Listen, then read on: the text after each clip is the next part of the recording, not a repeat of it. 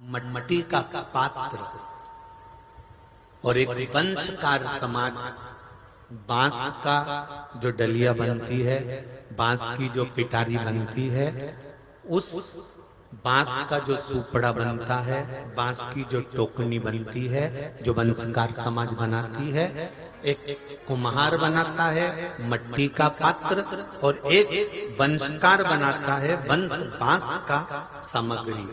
ये दोनों वंश को बढ़ाने का काम करते हैं। पहले सुहागन जो स्त्री, सौभाग्यवती जो नारी कोई भी उद्यापन करती थी ना, तो आप पोथी पढ़ेंगे तो उस पोथी में आप निकालना तो उसमें लिखा रहता है कि सुहाग पिटारी। बोलो सही है कि गलत है? अरे बोलो तो।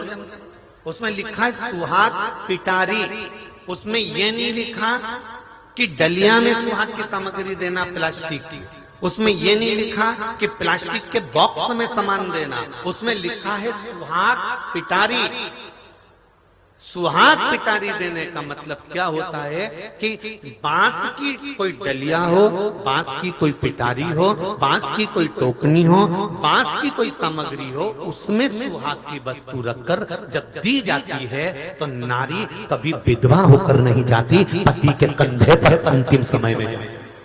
अखंड सौभाग्य को वंश बांस बढ़ाता है, इसलिए लड़का और लड़की की शादी मंडप में होती है और वो मंडप के अंदर बांस रखना, भले कैसे वो लोहे के डब्बे में तुम बांस फंसाओगे पर बांस लगाना पड़ेगा, बांबू लगाना पड़ेगा। वो बांबू जो लगाया जाता है, जो बांस लगाया जाता है, जो वंश लगाया जाता है, यही हमारे वंश को और यही हमारे सौभाग्य को अमर करता है। इसलिए उसका बांस का होना विवाह में भी जरूरी है।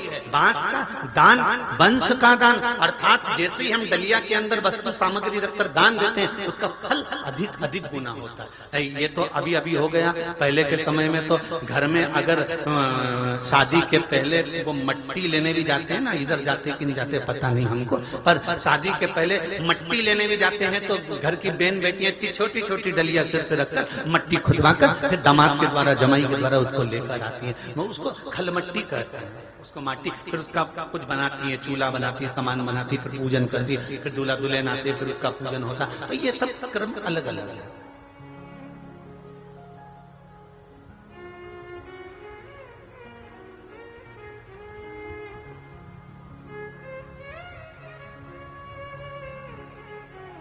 प्लास्टिक की डलिया 2 रुपए में भी मिल जाएगी, प्लास्टिक की डलिया 3 रुपए में भी मिल जाएगी, प्लास्टिक की डलिया हल्की से हल्की ले लो 5 रुपए में मिल जाएगी।